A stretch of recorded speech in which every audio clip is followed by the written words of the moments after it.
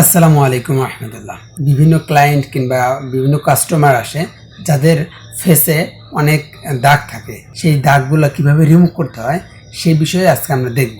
একটা ইমেজ নেব, যে ইমেজে এরকম মুখে দাগ আছে, তো আমরা চাইলে এটা দিয়ে দেখাতে পারি কিংবা আমরা নতুনভাবে একটা নিয়েও আসতে পারি। তো আমরা এই ইমেজটা আগে ফার্স্টে দেখি। আমাদের এই উপরে ইমেজটা আমরা আগে রিমুভ করে দিলাম, কিংবা এটা বন্ধ করে এটা নিচে রাখি।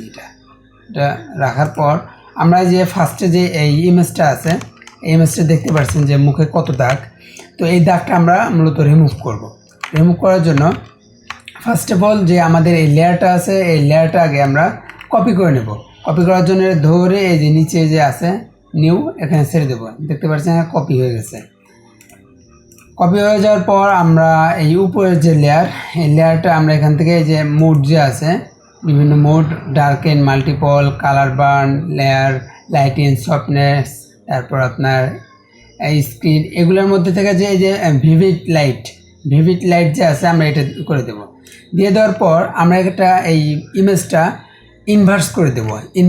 ইনভার্স করার জন্য কন্ট্রোল আই দিলে হবে, অথবা আমরা এখান থেকে ইমেজে যাওয়ার পর অ্যাডজাস্টমেন্ট থেকে আমরা এখানে যে ইনভার্ট, দেখেন এই যে এই ইনভার্ট করে দিলে দেখেন কন্ট্রোল আই এখানে দেওয়া আছে। তো আমরা এখান থেকে যদি ইনভার্ট করে দিই, তো ইনভার্ট করে দিলাম। দিয়ে দেওয়ার পরে আমাদের ইমেজটা এমন হয়েছে। এরপর আমরা এখান থেকে ফিল্টারে যাব। এই দেখতে পাচ্ছেন ফিল্টার, এই ফিল্টার থেকে এখানে আদার্স থেকে এখানে হাইপাসে যাওয়ার পর আমরা এটা অ্যাডজাস্ট করে নেব। আপনার ছবি অনুযায়ী আপনি অ্যাডজাস্ট করে নেবেন। দেখেন এখানে আমাদের দাগটা বোঝা যাচ্ছে। যদি আমি এটা কমের দিকে দিই, একটু বাড়িয়ে দেব, যাতে করে আমাদের ওই দাগটা যতটুকু সম্ভব এখান থেকে স্মুথ করার চেষ্টা করব।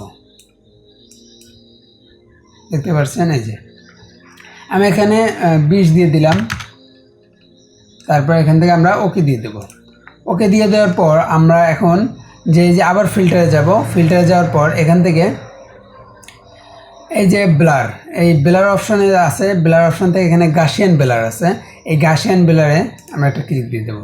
দিয়ে দেওয়ার পর এটা আমরা অ্যাডজাস্ট করে নেব।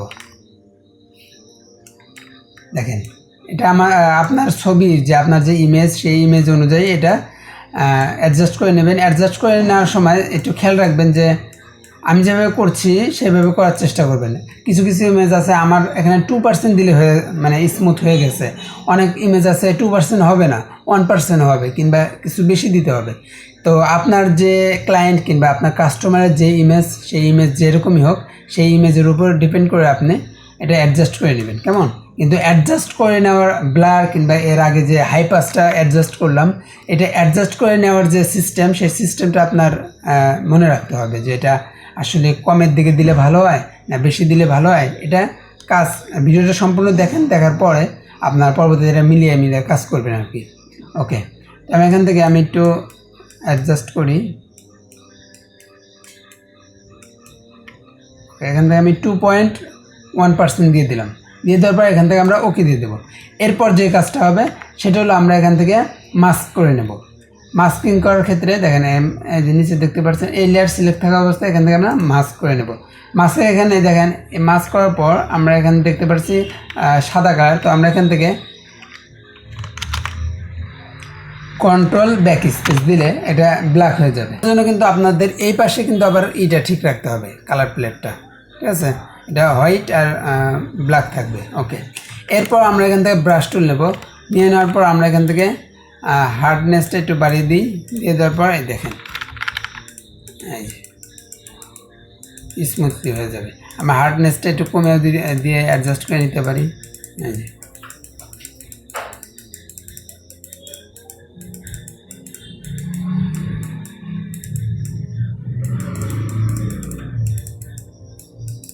ওকে,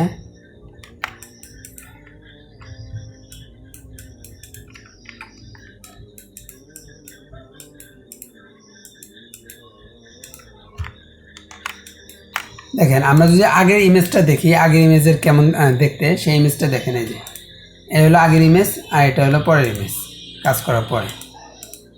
আপনারা এইভাবে প্র্যাকটিস করবেন বাসায়, ইনশাল্লাহ। রেগুলার যদি আমাদের এই টিউটোরিয়ালগুলো দেখতে থাকেন, ইনশাল্লাহ আরও ভালো কিছু করতে পারবেন ফটোশপে। তো দেখা হবে নেক্সট কোনো ভিডিওতে। খুদা হাফেজ।